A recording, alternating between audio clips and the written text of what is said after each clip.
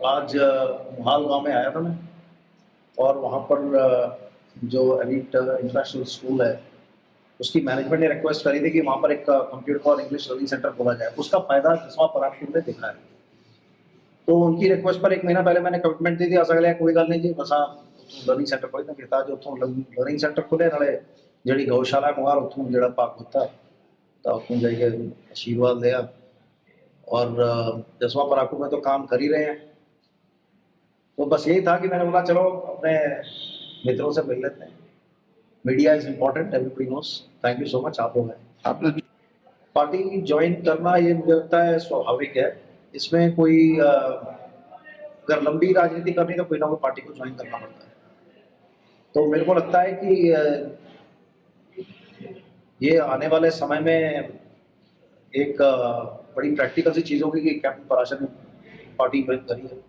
तो जब ज्वाइन करेंगे तभी ये बात सामने आएगी। लोग मुझे लगता है ठीक है, क्योंकि कई बातें पर्दों में अच्छी लगती हैं। तो ये बातें तो राजनीति वाली कई बातें तो होती रहती हैं लोगों के साथ भी, नेताओं के साथ। सर बताएंगे अभी जैसे आप चाहे आज़ाद में भी मैं चुनाव लड़ा, तो चुनाव लड़ा तो इसका मतलब ये थोड़ा कि उस समय सुक्खू जी से नहीं मिला या जयराम जी से नहीं मिला, क्योंकि यही उस समय मेन लीडर्स थे। उसके बाद में चाहे कांग्रेस के बाकी के नेता थे या बीजेपी के बाकी नेता थे। आई थिंक जब आप राजनीति में आते हैं तो आप हर एक से मिलते हैं, ये एक बड़ी नॉर्मल सी चीज़ है। हाँ, लेकिन मैंने देखा कि जो गांव में बैठे हैं, जो वर्कर्स हैं या जो गांव के जो लोग हैं या जो शहर के लोग हैं, मतलब जब कोई ऐसी बात होता है तो उनके लिए ये थोड़ा सा एक बड़ा सा न्यूज़ हो जाता है। पर मुझे लगता है कि कोई भी आदमी जिसने राजनीति में जो है या जो जाना चाहता है वो संपर्क में रहता है, ये स्वाभाविक सी बात है। आपने ठीक बोला कि जसवा परागपुर के बाहर ये पहला सेंटर है और कुछ हमारे परफॉर्मेंस पैरामीटर्स हैं। और वो परफॉर्मेंस पैरामीटर्स में अगर 15 से कम की संख्या होती है या फिर बच्चों के जो इंग्लिश टेस्ट के जो रिपोर्ट्स होती है, ये जो टीचर की परफॉर्मेंस रिपोर्ट्स होती है, अगर वो मैच नहीं करती हैं और अगर स्थानीय लोग अपने बच्चे नहीं भेजना चाहते हैं तो वहाँ पर से सेंटर कॉल ऑफ भी कर लेते हैं। तो हमने यही पैरामीटर्स यहाँ पर मोहाल में दिए हैं। 40 सेंटर्स खोल के 45 चल रहे हैं। तो अगर कहीं पर भी हमें कोई निमंत्रण है कोई भी पंचायत से या कोई भी स्कूल से, वी आर वेरी ओपन कि बच्चों को अंग्रेजी और कंप्यूटर जो है इसके बगैर आने वाले समय में जो उनका करियर बनना है या जो नौकरी के आसार बने वो बढ़ जाते हैं। तो हम लोग ये मेरा मुझे लगता है कि ये एक रिक्वायरमेंट है जो करनी चाहिए, इसलिए मैं करता हूँ। मेरा जो स्टाफ है, हमारे इस समय 6 ऑफिस हैं अपने। और ये वाला जो सेंटर हमने खोला है इसको रक्कड़ ऑफिस मॉनिटर करेगा। तो हम लोग पास की जगह देख लेते हैं कि मतलब जहाँ पर हम मॉनिटर कर पाएँ। तो जहाँ तक चिंतपूर्णी में या फिर कोई मतलब ऐसी जगहों में जहाँ पर हम मॉनिटर कर सकते हैं वहीं तक जाएंगे। बाकी पूरे हिमाचल में चले जाए या पूरे देश में चले जाए उतना हमारे पास तंत्र नहीं है। तो में हम कंप्यूटर्स देते हैं, टीचर्स देते हैं और मिनिमम 6 कंप्यूटर होते हैं। उसके बाद टेबल चेयर वगैरह जो भी वहाँ की फैसिलिटीज होती हैं, इंटरनेट का कनेक्शन होता है और उसका जो कॉस्ट है वो सारा कॉस्ट हमारा होता है। और मजेदार बात यह है कि अभी हमने कंप्यूटर सेंटर्स के माध्यम से अपने टाइपिंग टेस्ट लेने शुरू कर दिए हैं और हमने सीआईटीसी के साथ में टाई अप किया है। तो जो सीआईटीसी की फीस है वही फीस पर हम लोग बेयर मिनिमम पर वहाँ पर से सर्टिफाइड कोर्सेज भी करवाते हैं।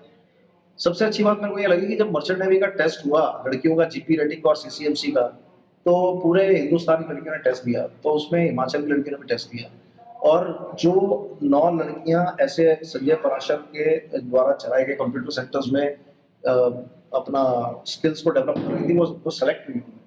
तो पूरे हिंदुस्तान से 30 लड़कियां सेलेक्ट हुई हैं, जो मेरी आज की जानकारी है। उसमें से 9 हिमाचल की हुई हैं, इसको मैं अचीवमेंट मानता हूँ। फिर ऐसा है कि जिन्होंने जिंदगी में एक लर्निंग सेंटर नहीं खोला और कुछ तो ऐसे हैं जिन्होंने अपने बच्चे का करियर बना दिया, एसडीओ बना दिया।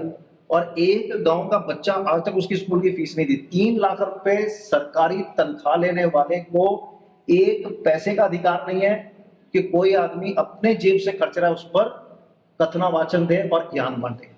तो ये थके हुए, हारे हुए मानसिक तौर पर जो राजनीतिज्ञ हैं, ये कभी सेंटर जाएं, बैठें, देखें क्या होता है और लोगों को मोटिवेट करें कि भाई पराशर का सेंटर छोड़ो, वो इंग्लिश और कंप्यूटर लर्निंग सेंटर, आपका फायदा तो फायदा लीजिए।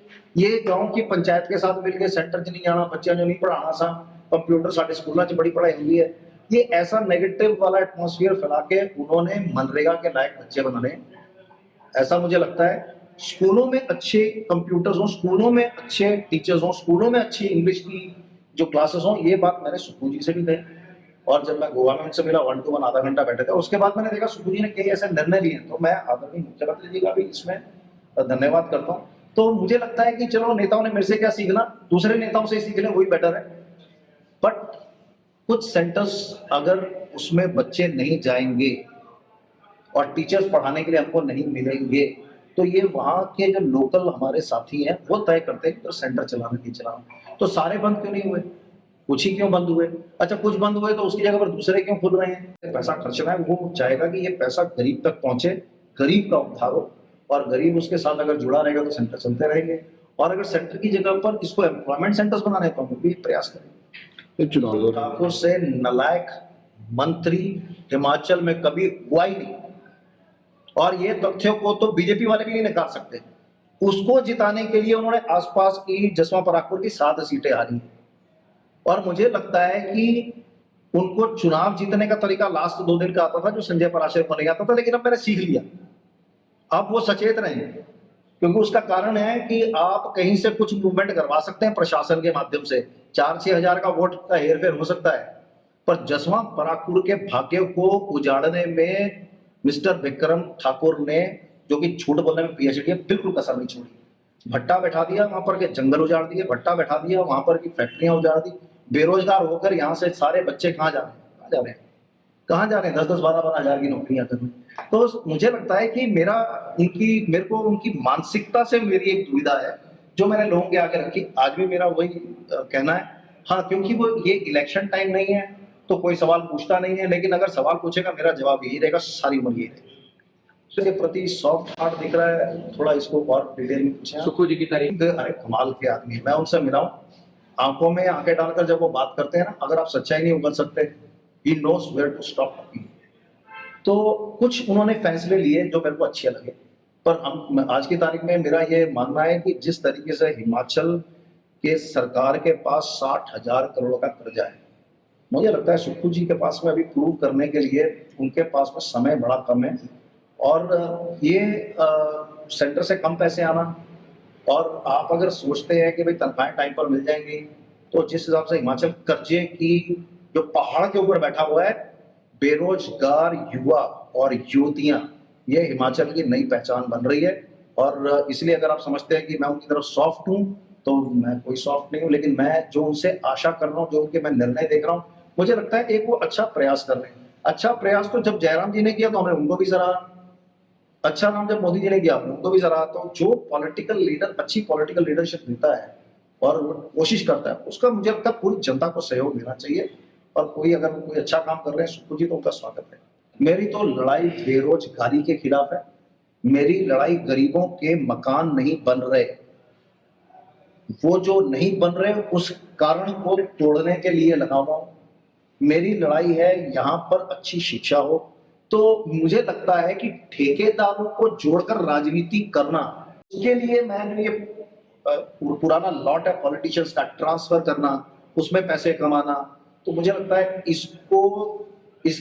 इसकी खिलाफत मैं करता रहूं, इसकी खिलाफत मैं करता रहूंगा। और मेरा अपना ये मानना है कि इसमें जितने ज्यादा लोगों को मैं जोड़ पाऊंगा, मुझे लगता है उतना मैं सक्षम हूं। हमसे जुड़े रहने के लिए हमारे YouTube चैनल को सब्सक्राइब करें और नई वीडियो की नोटिफिकेशन के लिए बेल आइकॉन को दबाएं।